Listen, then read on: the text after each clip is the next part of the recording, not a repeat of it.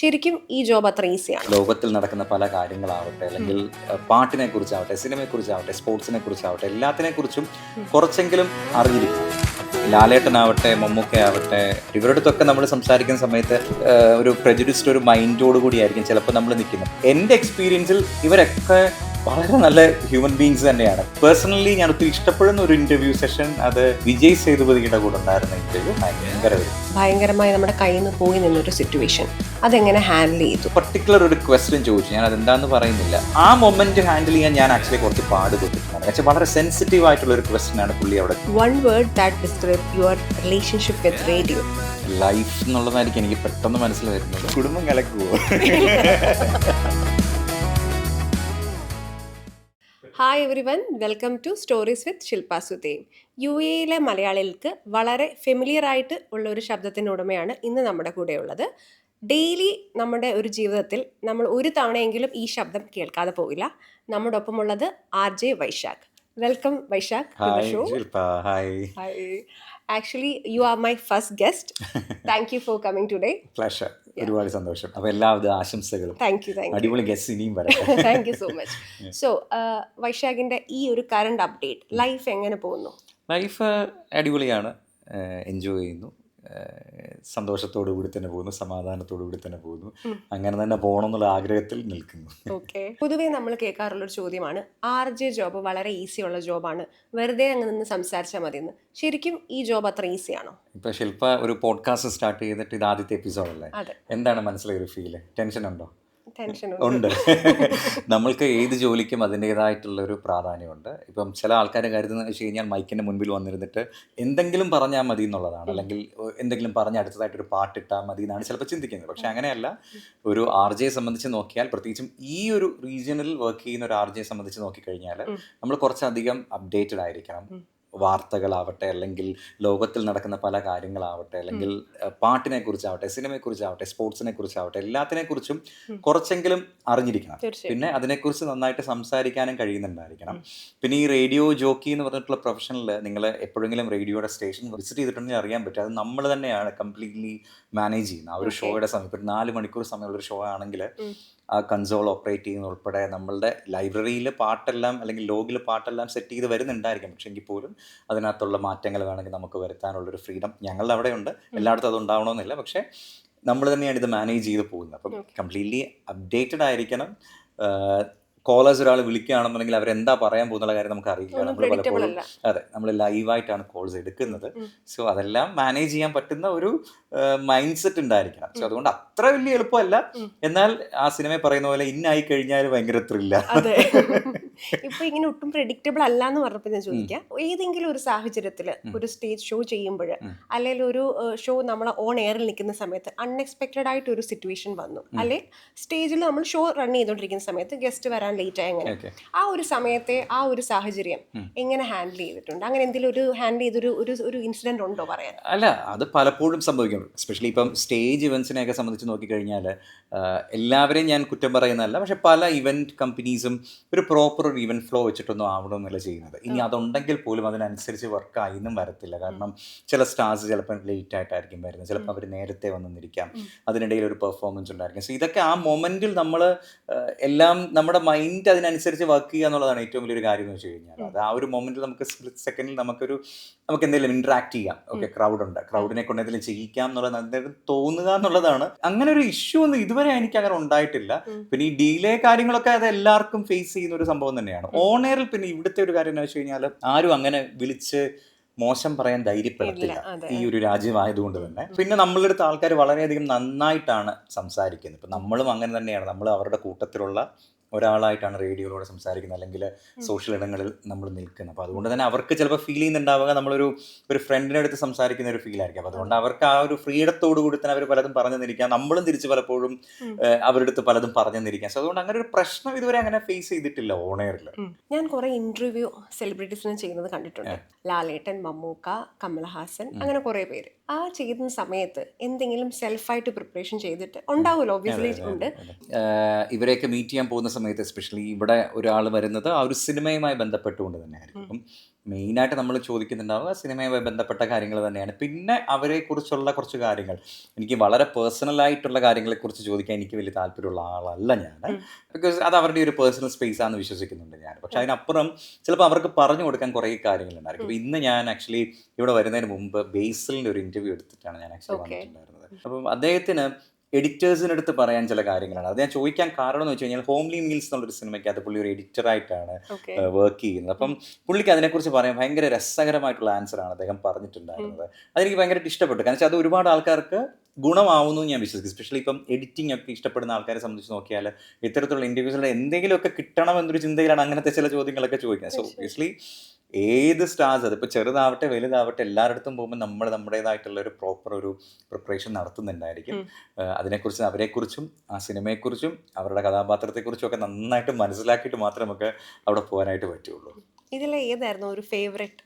അയ്യോ, എല്ലാം different experience തന്നെയായിരുന്നു എനിക്ക്. ഞാൻ എപ്പോഴും ലാലേട്ടനാവട്ടെ, മമ്മൂക്കയാവട്ടെ, കമൽഹാസൻ ആവട്ടെ, AR റഹ്മാൻ ആവട്ടെ, ഇവരുടെ അടുത്തൊക്കെ നമ്മൾ സംസാരിക്കുന്ന സമയത്ത് നമ്മൾക്കൊരു ഒരു പ്രജുഡിസ്ഡ് ഒരു മൈൻഡോട് കൂടിയായിരിക്കും ചിലപ്പോൾ നമ്മൾ നിൽക്കുന്നത്. പുറത്തുനിന്ന് ഒരാൾ കാണുന്ന സമയത്ത് മമ്മൂക്ക ഭയങ്കര ജാടയാണ്, അല്ലെങ്കിൽ AR റഹ്മാൻ കുറച്ച് മസിൽ പിടിച്ചിട്ടൊരാളായിരിക്കും എന്നൊക്കെയാണ് ചിലപ്പോൾ ആൾക്കാർ ചിന്തിക്കുന്നത്. പക്ഷേ എൻ്റെ എക്സ്പീരിയൻസിൽ ഇവരൊക്കെ വളരെ നല്ല ഹ്യൂമൻ ബീങ്സ് തന്നെയാണ്. കാരണം അവരുടെ ആ ഒരു മൊമെന്റിൽ നമ്മൾ എത്തിക്കഴിഞ്ഞാൽ റിലവൻ്റ് ആയിട്ടുള്ള കാര്യങ്ങളാണ് ചോദിക്കുന്നുണ്ടെങ്കിൽ അവർ വളരെ ജോവിയലാണ്.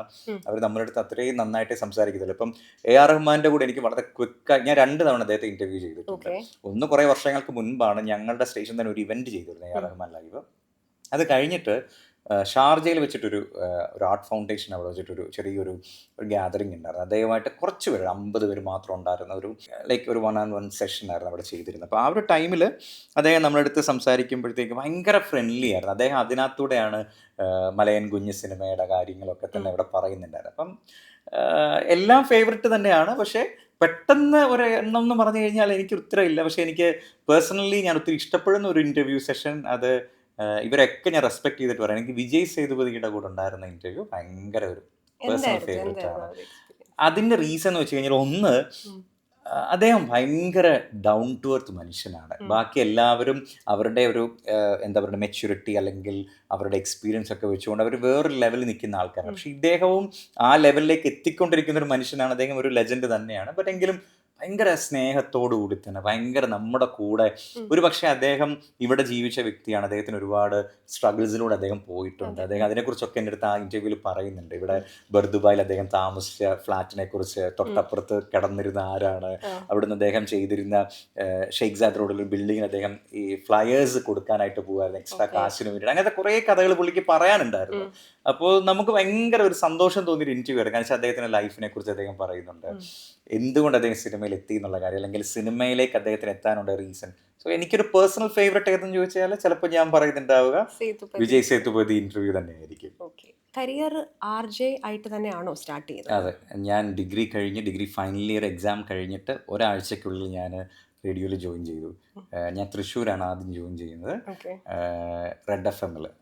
ഇന്ന് എൻ്റെ പേര് റെഡ് FM എന്നാണ്. അന്ന് അതിൻ്റെ പേര് SFM എന്നായിരുന്നു. സൂര്യ TV-യുടെ, സൺ TV-യുടെ ചാനൽ. ഇപ്പോഴും അവർ തന്നെയാണ്. അതായിരുന്നു എൻ്റെ ആദ്യത്തെ കരിയർ. ഇപ്പോഴും അതേ റേഡിയോ തന്നെയാണ് എൻ്റെ ലൈഫ് എന്ന് പറയുന്നത്. ഇപ്പോൾ ടോട്ടൽ 16 വർഷം, നാട്ടിലേയും കൂടി ചേർത്ത് ഒരു 18-19 വർഷത്തോളമായിട്ട്. അപ്പം കുറെ ആൾക്കാരെ കാണുകയും ഇന്റർവ്യൂ ചെയ്യുകയും ഇപ്പൊ കുറെ ഷോകളും ഒക്കെ നടത്തിയല്ലോ. അപ്പൊ ഇതിൽ നിന്നും എന്താണ് ലൈക്ക് കണക്ഷൻ കിട്ടുകയായിരുന്നോ? കൂടുതൽ ആൾക്കാരുമായിട്ട് അടുക്കാനാണോ? ഇമോഷണലി എന്തായിരുന്നു ഇതുമായിട്ടുള്ള ഒരു? എല്ലാം ഓരോരോ എക്സ്പീരിയൻസ് ആണ്. നമുക്ക് ഇപ്പോൾ ഫസ്റ്റ് ഞാൻ വർക്ക് ചെയ്ത തൃശ്ശൂർ റേഡിയോ സ്റ്റേഷൻ, നാട്ടിലാണ്, സോഷ്യൽ മീഡിയ ഇല്ല, ജസ്റ്റ് നമ്മുടെ ശബ്ദം കൊണ്ട് മാത്രമാണ് നമ്മൾ നിൽക്കുന്നത്. സോഷ്യൽ മീഡിയ ഇല്ല എന്നല്ല, ഓർക്കുട്ടും ഫേസ്ബുക്ക് എന്തോ തുടങ്ങിയിരിക്കുന്ന ഒരു കാലമാണെന്ന് എൻ്റെ ഒരു വിശ്വാസം. പക്ഷേ ഓർക്കുട്ടൊക്കെയാണ് മെയിനായിട്ട്. അന്നൊന്നും നമുക്ക് ഈ പറഞ്ഞ പോലെ വീഡിയോ എടുത്തിടലോ അല്ലെങ്കിൽ അങ്ങനത്തെ പരിപാടികളൊന്നും ഇല്ലാത്തൊരു കാലഘട്ടത്തിലാണ് ഞാൻ റേഡിയോയിൽ സ്റ്റാർട്ട് ചെയ്യുന്നത്. അപ്പോൾ അന്ന് മുതൽ നമ്മൾ ഇന്ന് വരെയുള്ള ജേർണി നോക്കുമ്പോഴത്തേക്ക് തീർച്ചയായിട്ടും ഓരോ വ്യക്തികളും, പരിചയപ്പെടുന്ന ഒരു ലിസണർ ആവട്ടെ അല്ലെങ്കിൽ ഒരു സെലിബ്രിറ്റി ആവട്ടെ, എല്ലാവരും ഓരോ പുതിയ പാഠങ്ങൾ തന്നെയാണ് നമ്മുടെ അടുത്ത് പറഞ്ഞു തരുന്നത്. സോ അതൊരു ലേണിംഗ് എക്സ്പീരിയൻസ് ആണ്. Every day is A new learning experience എന്ന് വിശ്വസിക്കുന്നുണ്ട് ഞാൻ. ഈ ജനറേഷനിൽ സോഷ്യൽ മീഡിയ വളരെ പോപ്പുലർ ആണ്. എല്ലായിടത്തും എന്തിനും സോഷ്യൽ മീഡിയ, കമന്റ്സ്, വീഡിയോസ് എന്തുണ്ടെങ്കിലും നമുക്ക് റിയാക്ട് ചെയ്യാനുള്ള ഒരു പ്ലാറ്റ്ഫോമാണ്. സോഷ്യൽ മീഡിയ ഇല്ലാത്ത കാലഘട്ടം തുടങ്ങി. ഇപ്പം നമ്മൾ നിൽക്കുന്ന സോഷ്യൽ മീഡിയ അതുപോലെ ശക്തമായ ഒരു കാലഘട്ടത്തിലാണ്. ഈ നെഗറ്റിവിറ്റി എങ്ങനെ ഹാൻഡിൽ ചെയ്യുന്നു ഈ സോഷ്യൽ മീഡിയ വരുന്നത്? അതുപോലെ തന്നെ എങ്ങനെയാണ് സ്വന്തമായി ഹീൽ ചെയ്യുന്നത്? ഇനിഷ്യലി ഒക്കെ സോഷ്യൽ മീഡിയയിൽ ഞാൻ ഫേസ്ബുക്കിൽ നന്നായിട്ട് എഴുതുമായിരുന്നു. അതിപ്പോൾ പൊളിറ്റിക്കൽ ആവട്ടെ, ബിക്കോസ് ഞാനൊരു പൊളിറ്റിക്കൽ പാർട്ടിയുടെ ഭാഗമായിട്ട് ഞാൻ കോളേജിൽ പഠിച്ചിരുന്ന സമയത്ത് ഒരു ആർട്സ് ക്ലബ് സെക്രട്ടറി ആയിരുന്നു. ഒരു വിദ്യാർത്ഥി പ്രസ്ഥാനത്തിൻ്റെ ഒരു പാർട്ടൊക്കെ ആയിരുന്നു എന്നുള്ളത് ഞാൻ ഡബിൾ കോട്ട്സിൽ പറയുകയാണ് കേട്ടോ. അപ്പോൾ ഇപ്പം അങ്ങനെ പാർട്ടി ഉള്ളിലുണ്ട്, ഐഡിയോളജി ഉള്ളിലുണ്ട്, പക്ഷേ അത് നമുക്ക് വളരെ ന്യൂട്രലായിട്ടാണ് ഞാനിപ്പോൾ നിൽക്കുന്നത്. അപ്പോൾ ഇനിഷ്യലി ഒക്കെ ഞാൻ എന്തെങ്കിലും ഒരു വിഷയം കാണുന്ന സമയത്ത് എഴുതുമായിരുന്നു. അന്ന് ഞാൻ കല്യാണം കഴിച്ചിട്ടില്ല, ഒന്നാമത്തെ കാര്യം. അപ്പോൾ അതുകൊണ്ട് തന്നെ എഴുതുമ്പോൾ എനിക്കൊരു പ്രശ്നവും ഇല്ല. ആൾക്കാർ എന്ത് വേണേലും വന്ന് പറഞ്ഞോട്ടെ, അതിൻ്റെ താഴെ വന്ന് കമൻറ്റ് ഇട്ടാലും നമുക്ക് തിരിച്ച് എന്തെങ്കിലും പറയാം, അല്ലെങ്കിൽ തിരിച്ച് റിപ്ലൈ ഇടാം എന്നൊക്കെ ഉള്ളൊരു കോൺഫിഡൻസ് ആയിരുന്നു. അപ്പോൾ ഇനിഷ്യലി അത് നമ്മൾ ചെയ്യുമായിരുന്നു. അപ്പോൾ കല്യാണം കഴിഞ്ഞതിന് ശേഷം ആക്ച്വലി ഞാൻ കുറച്ചൊന്ന് പിന്നിലേക്ക് മാറി. അതിനുള്ള റീസൺ എന്ന് വെച്ച് കഴിഞ്ഞാൽ, ചിലർ വന്ന് കമൻറ്റ് ചെയ്യുന്നത് വളരെ മോശം ഭാഷയിലായിരിക്കും. അതിനകത്ത് ചിലപ്പം വളരെ പച്ചത്തെറി പോലും ചിലപ്പോൾ ഉണ്ടായിരുന്നിരിക്കാം. അതും എന്തിനോ വേണ്ടിയാണ്, ഏതോ ഒരു പൊളിറ്റിക്കൽ പാർട്ടിയുടെ പേരിൽ അല്ലെങ്കിൽ എന്തെങ്കിലും ഞാൻ പറഞ്ഞൊരു ടേക്കിൻ്റെ പേരിലൊക്കെ ആയിരിക്കും ചിലപ്പോൾ അവരുടെ ഒരു റിയാക്ഷൻ വരുന്നുണ്ട്. അപ്പോൾ അത് അവരെയും കൂടി കണക്ട് ചെയ്തിട്ടൊക്കെ ചിലപ്പോൾ പറയുന്നതായിരിക്കാം. ഫാമിലിയെ കൂടി ചിലപ്പോൾ കണക്ട് ചെയ്തിട്ടൊക്കെ ചിലരൊക്കെ മോശം കമൻസ് ഇടുമ്പോഴത്തേക്ക് അത് ഭയങ്കരമായിട്ട് എന്നെ ബുദ്ധിമുട്ടിച്ചിട്ടുണ്ടായിരുന്നു. പിന്നെ ഞാൻ ഗ്രാജുവലി ഞാൻ ആ ഒരു എന്ത് വന്നാലും നമുക്ക് റിയാക്ട് ചെയ്യണം എന്നുള്ളൊരു മോഡിൽ നിന്ന് ഓക്കെ എനിക്ക് തോന്നുന്നതിന് മാത്രമാണ് ഞാനിപ്പോൾ എന്തെങ്കിലും എഴുതുന്നുണ്ടെങ്കിൽ അല്ലെങ്കിൽ വീഡിയോ ചെയ്യുന്നുണ്ടെങ്കിൽ ഞാൻ ചെയ്യുന്നുണ്ടാവുക. അത് ആർക്കും വേണ്ടി ചെയ്യുന്നതല്ല, എനിക്കൊരു മനസ്സിനൊരു ആശ്വാസം കിട്ടാൻ വേണ്ടിയിട്ടാണ്. ചില കാര്യങ്ങൾ കാണുമ്പോഴത്തേക്ക് നമ്മൾ എന്തായാലും അതിനെക്കുറിച്ച് എന്തെങ്കിലും സംസാരിച്ചാലേ പറ്റുള്ളൂ. കാരണം ചില ഒത്തിരി പേര് നമ്മളെ ഫോളോ ചെയ്യുന്നുണ്ട്. ചിലപ്പോൾ നമ്മൾ പറയുന്നൊരു വാക്ക് ഒരുപാട് പേർക്ക് ചിലപ്പം ഇഷ്ടപ്പെട്ടെന്നിരിക്കാം, അവരിൽ ചിലപ്പോൾ ഒരു മാറ്റം വന്നെന്നിരിക്കാം. അതുകൊണ്ട് ആണ് ഞാൻ അങ്ങനെ ചെയ്യുന്നത്. പിന്നെ ഈ ഒരു ഹീലിംഗ് എന്ന് പറയുന്നത് ഞാൻ കുറച്ചൊക്കെ മനസ്സിലേക്ക് എടുക്കും കേട്ടോ. സാധാരണ ഒരു മനുഷ്യനാണ്, നമ്മളെല്ലാവരും ഒരു നെഗറ്റീവ് ഒരു കമൻറ്റ് കണ്ടു കഴിഞ്ഞാൽ ചിലപ്പോൾ ഒരു വിഷമം തോന്നിയിരിക്കാം, മനസ്സിലേക്ക് എടുക്കുന്നുണ്ട്. പക്ഷേ എങ്കിൽ പോലും കുറച്ച് കഴിയുമ്പോഴത്തേക്ക് ഞാൻ തന്നെ പോട്ടെ, കുഴപ്പമൊന്നുമില്ല, നമുക്ക് ഇനി മുമ്പോട്ട് കുറേ കാര്യങ്ങൾ ചെയ്യാനുണ്ട് എന്നുള്ളൊരു പോസിറ്റീവ് തോട്ടിൽ അങ്ങനെ അങ്ങ് പോവുകയാണ്, ആ ഒരു ഫ്ലോയിൽ അങ്ങ് പോവും. പിന്നെ കുറേ നേരം ഞാൻ അതിനെക്കുറിച്ച് പിന്നെ ചിന്തിച്ചിരിക്കാറില്ല. അതാണ് ആ ഒരു ചിന്തകളിലേക്ക് പോയാൽ വലിയ പ്രശ്നമാണ്. അതുകൊണ്ട് പിന്നെ അതങ്ങ് അവിടെ ഇഗ്നോർ ചെയ്തിട്ട് അങ്ങനെ അങ്ങ് പോകും. അതാണ് ചെയ്യുന്നത്. എൻ്റെ ഒരു ഹീലിംഗ് പ്രോസസ്സ് അത് തന്നെയാണ്. എന്തൊക്കെ ലൈഫിൽ പ്രശ്നം വന്നാലും എങ്ങനെ സാധിക്കുന്നു രാവിലെ ആകുമ്പോൾ ഈ ഒരു എനർജിയിൽ വന്ന് ലൈവിൽ നിൽക്കാൻ? അല്ല, അതിന് ഒറ്റ ഉത്തരവേ ഉള്ളൂ. നമ്മളെ കേൾക്കാൻ ആഗ്രഹിക്കുന്ന ഒരുപാട് പേര് നമ്മളെ റേഡിയോ വെച്ചിരിപ്പുണ്ട്. പിന്നെ എനിക്കറിയാം കുറേ ആൾക്കാർക്ക് റേഡിയോ അല്ലെങ്കിൽ ഇതേപോലുള്ളൊരു മീഡിയയിൽ വർക്ക് ചെയ്യാനായിട്ട് ഭയങ്കര ഇഷ്ടമുണ്ട്. എല്ലാവർക്കും കിട്ടുന്ന ഒരു ഓപ്പർച്യൂണിറ്റി അല്ല എന്നുള്ളതും എനിക്കറിയാം. എനിക്കപ്പോൾ അത് കിട്ടിയിട്ടുണ്ട്. അപ്പം ഞാൻ തീർച്ചയായിട്ടും അതിനെ റെസ്പെക്റ്റ് ചെയ്യണം, എൻ്റെ ആ ജോലിയെ. ഞാൻ ആ ഒരു പ്രൊഫഷനെ കൃത്യമായിട്ട് മനസ്സിലാക്കി ആ ഒരു ഗ്രേറ്റ്ഫുൾ മൈൻഡോട് കൂടി തന്നെ വേണം മുമ്പോട്ട് പോകാനായിട്ട്. എങ്കിൽ മാത്രമേ നമുക്ക് മുമ്പോട്ട് പോകാനായിട്ട് പറ്റുള്ളൂ. സോ അതുകൊണ്ട് പിന്നെ എപ്പോഴും എനിക്ക് ഫീൽ ചെയ്തിട്ടുണ്ട്, ആ ഒരു റേഡിയോ സ്റ്റുഡിയോ ഒരു ഹൈ തരാറുണ്ട് എനിക്ക്. അവിടെ എത്തിക്കഴിയുന്ന സമയത്ത് ഉള്ളൊരു ഫീൽ അതൊന്ന് വേറെ തന്നെയാണ്. നമുക്ക് ചിലപ്പോൾ ചില ദിവസങ്ങളൊക്കെ എനിക്ക് തീരെ വയ്യെങ്കിലും ഞാൻ വിളിച്ചു പറയാം, ഞാൻ കുറച്ച് കഴിഞ്ഞിട്ടാണെങ്കിലും ഞാൻ വന്ന് കയറും എന്നുള്ള കാര്യം ഞാൻ പറയാം. പക്ഷേ നമുക്ക് വെറുതെ ഇരിക്കുമ്പോൾ നമ്മളിങ്ങനെ ചിന്തിക്കുകയോ എന്നാലും നമുക്ക് എന്തെങ്കിലുമൊക്കെ പറയാമായിരുന്നു, അല്ലെങ്കിൽ നമ്മളെ കേൾക്കാൻ കുതിക്കുന്ന ചില ആൾക്കാരെങ്കിലും ഉണ്ടായിരിക്കും. വൈശാഖ് എന്തേ വന്നില്ല എന്ന് ചിന്തിക്കുന്ന ചിലരുണ്ടായിരിക്കും അല്ലേ. അപ്പം അതുകൊണ്ട് മാത്രം ആ ഒരു റേഡിയോ എപ്പോഴും ഒരു പ്രത്യേക ഒരു എനർജിയാണ് നമുക്ക് അവിടെ എത്തുന്ന സമയത്ത്. അതുകൊണ്ട് എന്ത് വിഷമം ഉണ്ടെങ്കിലും മൈക്ക് ഓണാക്കി കഴിഞ്ഞാൽ അതൊരു പ്രശ്നമില്ല. എന്നെ അറിയുന്ന പലരും എന്നോട് ചോദിക്കാറുണ്ട്. ഞാൻ പണ്ട് ഇങ്ങനെയൊന്നും അല്ലായിരുന്നു കേട്ടോ. സ്കൂളിലൊക്കെ പഠിക്കുമ്പോൾ ഞാൻ കുറച്ച് സൈലൻ്റ് ആയിരുന്നു. കോളേജിലെത്തിയപ്പോൾ നേരെ തിരിഞ്ഞു. അതുകൊണ്ടാണ് ആർട്സ് ക്ലബ് സെക്രട്ടറി ഒക്കെ ആയത്. പക്ഷേ എല്ലാവരും എൻ്റെ അടുത്ത് ചോദിക്കാറുണ്ട്, എങ്ങനെയാ നിനക്ക് വിഷമങ്ങളൊന്നും വരാറില്ലേ, അല്ലെങ്കിൽ വിഷമം ഉണ്ടെങ്കിൽ എങ്ങനെയാ റേഡിയോയിൽ പോയി ഷോ ചെയ്യാൻ പറ്റുന്നുള്ളതൊക്കെ ഒത്തിരി പേര് ചോദിക്കാറുണ്ട്. പക്ഷേ അതൊരു പ്രശ്നമല്ല. നമുക്ക് ആ മൊമെൻറ്റിൽ നമ്മൾ എപ്പോഴും ചിന്തിക്കുന്നത്, എപ്പോഴും പറയുന്ന പോലെ ഷോ മസ്റ്റ് ഗോ ഓൺ എന്നുള്ളൊരു ചിന്ത മാത്രമേ നമ്മുടെ മനസ്സിലുള്ളൂ. സോ വേറെ എല്ലാ കാര്യങ്ങളും ഇപ്പം എൻ്റെ കൂടെയൊക്കെ വർക്ക് ചെയ്യുന്ന എനിക്കും കേട്ടോ, ഞാൻ ഉൾപ്പെടെ പേഴ്സണലി ഭയങ്കര വലിയ വലിയ ലോസസ് ആക്ച്വലി ഷോയ്ക്കിടയിൽ ഞങ്ങൾക്കൊക്കെ ഉണ്ടായിട്ടുണ്ട്. പല ആൾക്കാർക്കും, എനിക്കും അല്ലെങ്കിൽ എൻ്റെ കൂടെ വർക്ക് ചെയ്യുന്ന പല കൊളീഗ്സിനും ഒക്കെ തന്നെ. പക്ഷേ എങ്കിലും നമുക്ക് അവിടെ നിന്ന് ഇട്ടെറിഞ്ഞിട്ട് പെട്ടെന്ന് ഇറങ്ങി വരാനായിട്ട് പറ്റത്തില്ല. നമുക്കൊരു കമ്മിറ്റ്മെൻ്റ് ഉണ്ട്, നമ്മൾ ആ ഒരു ഷോ സ്റ്റാർട്ട് ചെയ്തിട്ടുണ്ട്. സോ തീർച്ചയായിട്ടും നമുക്കത് ചെയ്തേലേ പറ്റുള്ളൂ. സോ അതുകൊണ്ട് നമ്മുടെ വിഷമം നമ്മുടെ മാത്രം വിഷമമാണ്, അതൊരിക്കലും പുറത്തൊരാൾ അറിയേണ്ട ആവശ്യമില്ല. നമ്മൾ അവർക്ക് കൊടുക്കാനുള്ളത്, നമ്മൾ അവരുമായിട്ട് കമ്മിറ്റഡ് ആയിട്ടൊരു ജോലി ചെയ്തുകൊണ്ടിരിക്കുകയാണ്. അത് തീർച്ചയായിട്ടും ചെയ്താലേ പറ്റുള്ളൂ.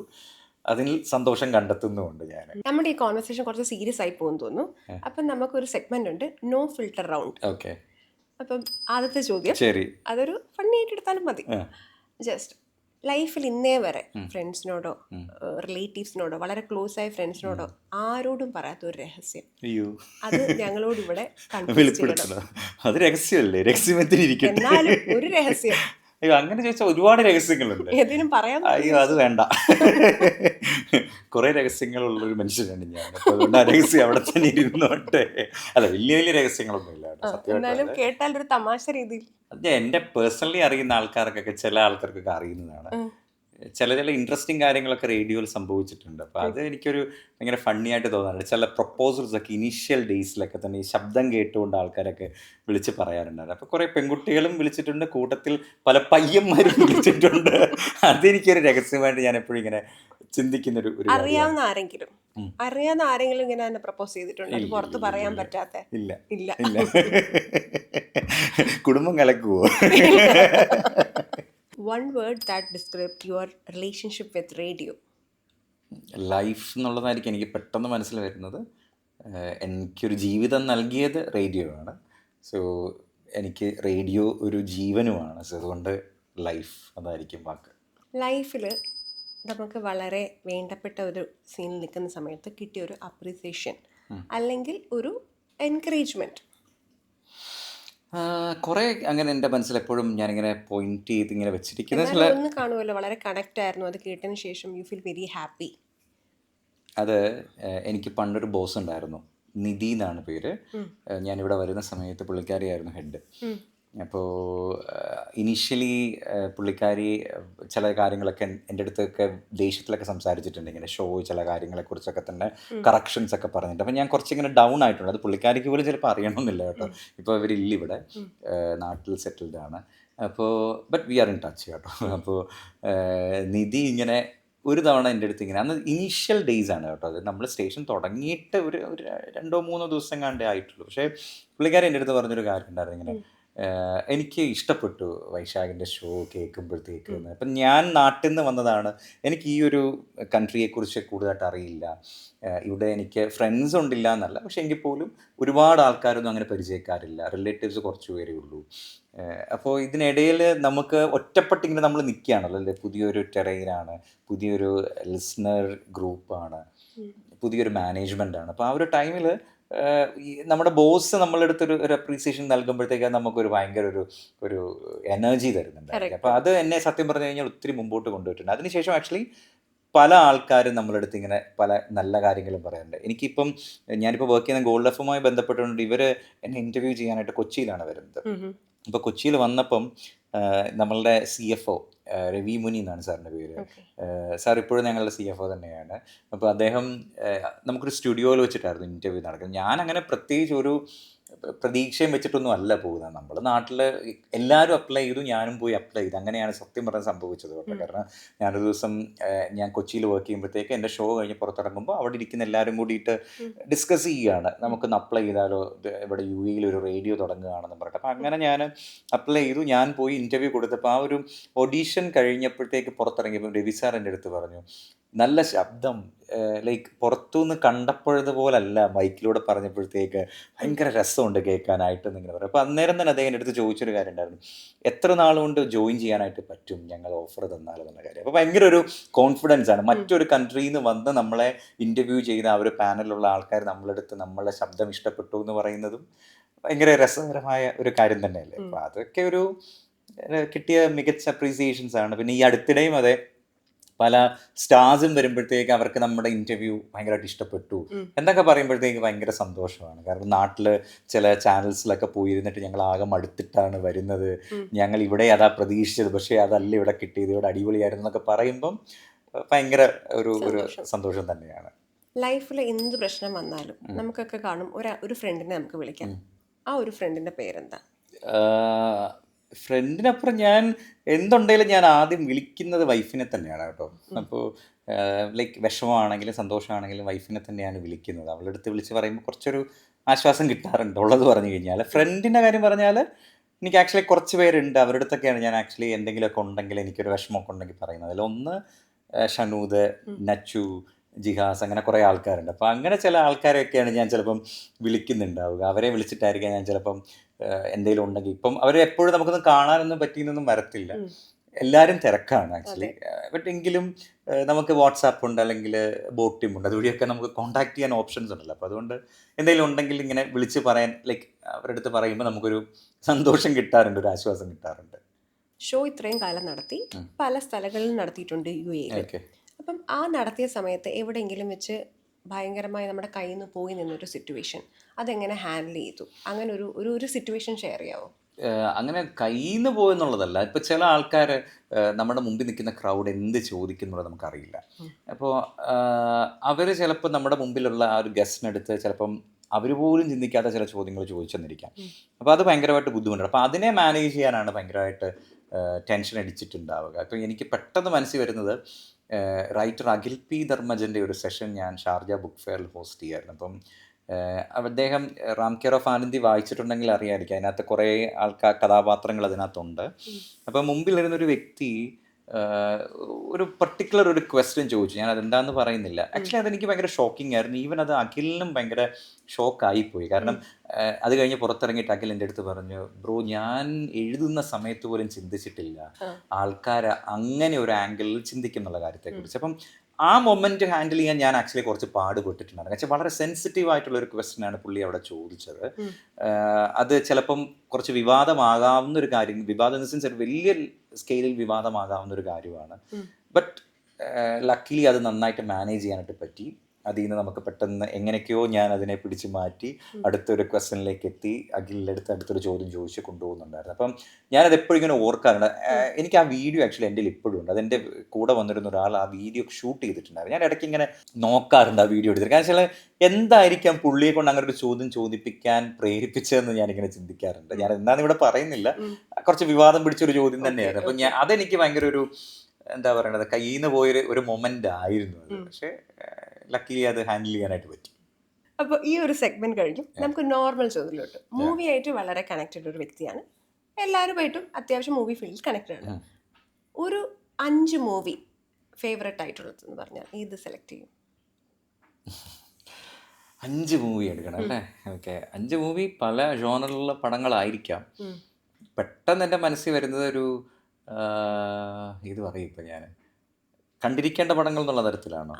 ഇഷ്ടപ്പെട്ട പടങ്ങൾ. ഓക്കെ, ഇഷ്ടപ്പെട്ട പടങ്ങൾ സിന്ദഗി ന മിലേഗി ദുബാറ ഒരെണ്ണം ഞാൻ പറയുന്നുണ്ടായിരിക്കും.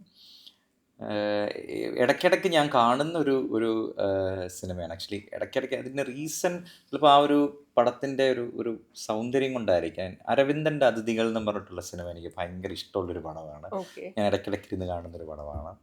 പിന്നെ ലാലേട്ടൻ്റെ ഒരു വലിയൊരു ആരാധകൻ എന്നുള്ള നിലയിൽ അദ്ദേഹത്തിൻ്റെ ചില പെർഫോമൻസ്, ഈവൻ ദോ അതൊരു നെഗറ്റീവ് അല്ലെങ്കിൽ ഭയങ്കര ഒരു സങ്കടപ്പെടുത്തുന്ന പടമാണെങ്കിലും സതയം എന്ന് പറഞ്ഞിട്ടുള്ള പടം ഞാൻ ഇഷ്ടപ്പെട്ട പടങ്ങളിൽ ഒന്നാണ്.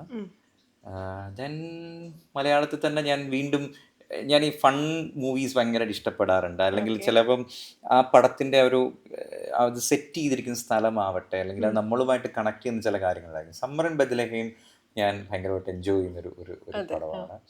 അല്ലെങ്കിൽ അതേപോലുള്ള കസിൻ ഗ്യാങ് ഒക്കെ ചിലപ്പോൾ എല്ലാവർക്കും ഉണ്ടായിരിക്കും അല്ലെ, പെൺകുട്ടികൾക്കും ഉണ്ടായിരിക്കും, ആൺപിള്ളേർക്കും ഉണ്ടായിരിക്കും. അപ്പോൾ അങ്ങനെയുള്ളവരടുത്തൊക്കെ ഒന്ന് പോയി ജീവിക്കണം. ഞാൻ ചിലപ്പോൾ ചില സിനിമകൾ കാണുമ്പോൾ ആ സ്ഥലത്ത് നമ്മൾ ജീവിച്ചിരുന്നെങ്കിൽ നമ്മൾ ചിലപ്പോൾ ഇങ്ങനെ ആഗ്രഹിച്ചിട്ടുള്ളത്. അങ്ങനെയുള്ളൊരു സെറ്റിംഗ് ആണ് ആക്ച്വലി ആ ഒരു പടത്തിനുള്ളത്.